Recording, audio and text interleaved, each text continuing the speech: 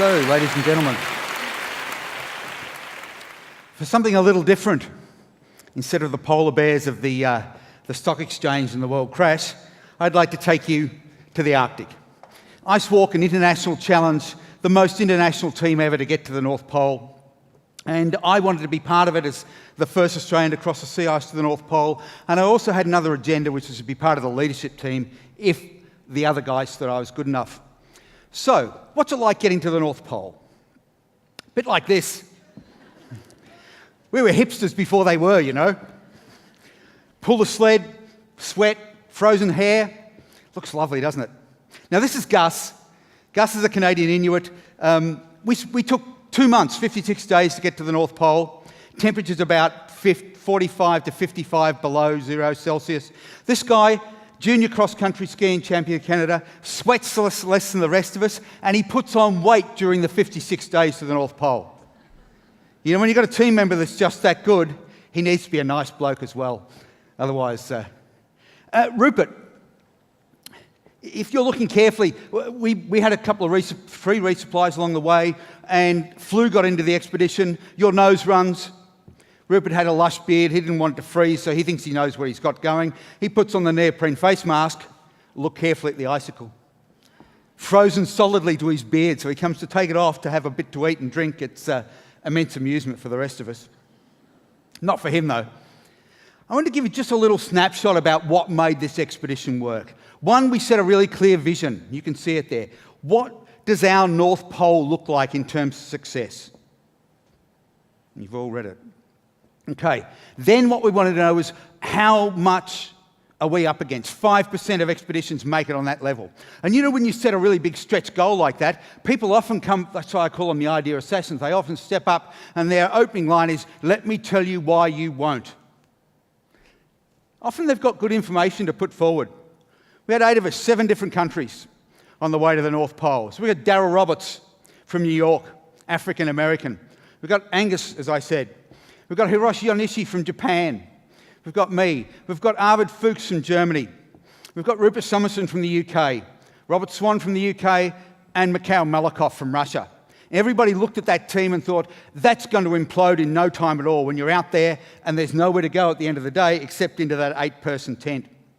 So what we did is we put together, you might recognise a bit of Jim Collins in this, we put together what we thought was a good leadership structure. And the leadership team was 3. Malakoff, the real driver, let's get it done. Gus, brilliant at executing everything. And me and the communication strategies. So we said we have to embrace this top 5%. No scapegoats. There will be difficulties, there will be arguments, but no blame game whatsoever. So heading down to the pole, brilliant. You get to slide down the beach, lovely. Beginner ski run type thing. Then you come across the first of the pressure ridges. And when you get into it, it's like this. So we did basically the first 2 weeks in ice like this, 8 hours a day. Sometimes we did 4 or 5 Ks. Sometimes on a good day, we'd make up 8 kilometres. And then there were these guys. These are polar bear prints. Sometimes you didn't see any for days, and other times you saw several sets in a day. And you couldn't really know whether it was one bear cruising around or several bears. Cute, aren't they? This is not our photo. I have to, hands up, this is National Geographic or someone. They don't look that good when you're out there. Your first reaction is not, "Rupert, get the camera, mate, this will be good." The first thing you think of is, who's got the gun? That's always Gus, because he's better at it than the rest of us. And the second thing you think of is, stay close to Gus. No matter where he goes, it doesn't even matter if you think it's the wrong way. You stay with him. And you know, when things are running really smoothly, sometimes it gets a little awry.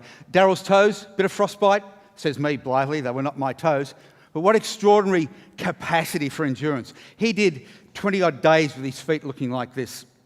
And then there's this great bit in the middle, zone of convergence, we used to call it. The ocean churns the ice like this. Expeditions talk endlessly about how bad this could be. It could make you fail, and yes, it can. And we said, well, let's do this differently. Instead of being afraid of it, let's get together and put together a style of travel that says we will make this successful. We did. We spent 3 days in it. We went forward 30 Ks in 3 days. And we thankfully came across the flatter ice like this. But when we were in that rough ice for the 3 days, we were getting pushed back towards Canada. We went forward 30, we went back 36. Not a highlight in one's mind. Mind you, a week and a half so later, when we're on this flatter, better ice, and a few lanes of open water, it's more mobile, we went north towards the North Pole, 12 kilometres overnight in the tent. And it was a wonderful breakfast discussion. Consult the GPS. Whoa, how can we get to the North Pole without ever having to get out of the sleeping bag again? And of course, it doesn't work that way, but it was a good thought. So the North Pole, this is all 8 of us. Remember that 5%? The first time we tried Real Land Edge, that real team structure and vision, great leadership, real teamwork. We practiced all of that so much before we went there. There's one thing if you've not been to the North Pole. It's not like being on top of a mountain where you can look down and go, yep, we're obviously here. The ice looks pretty much the same as the last 20 days. It's just that geographical thing. Now, I know you've all got strong stomachs.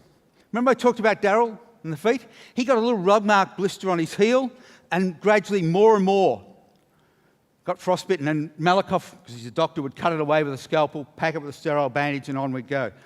Plans for everything. We took all the weight out of Daryl's sled. We took away his roles in the team. What can't we physically do?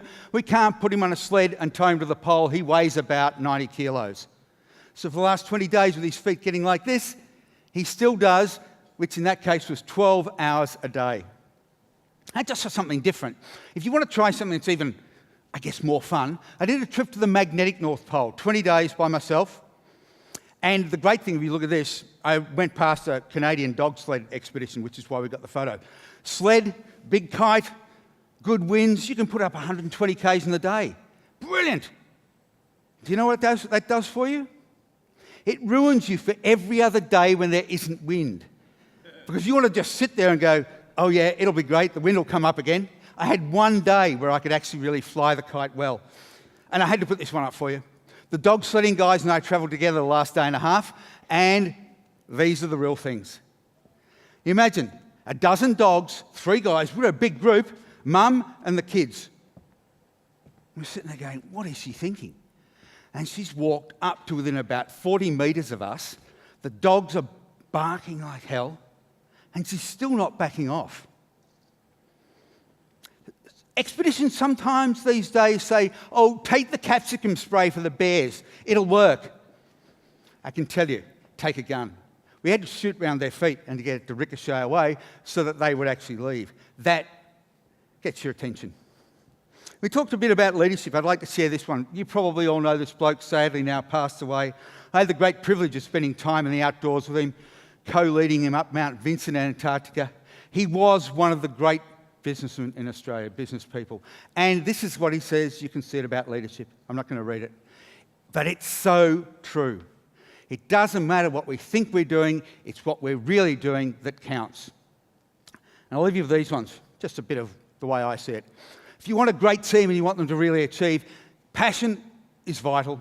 The planning, otherwise we're all just, away with the pixies. The persistence, because it is going to go up and down so much.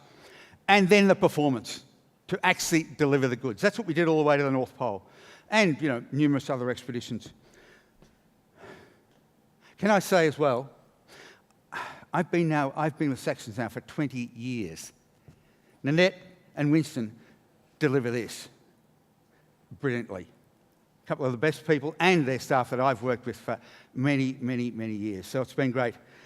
For all of you, think about your North Pole. Think about the great people around you. Think about how you get everybody to deliver. Because we all start off with great passion. It's how we travel through the journey and how we respect relationships and how we can have robust conversations without damaging our relationships. That's the key to success. Thank you very much, ladies and gentlemen.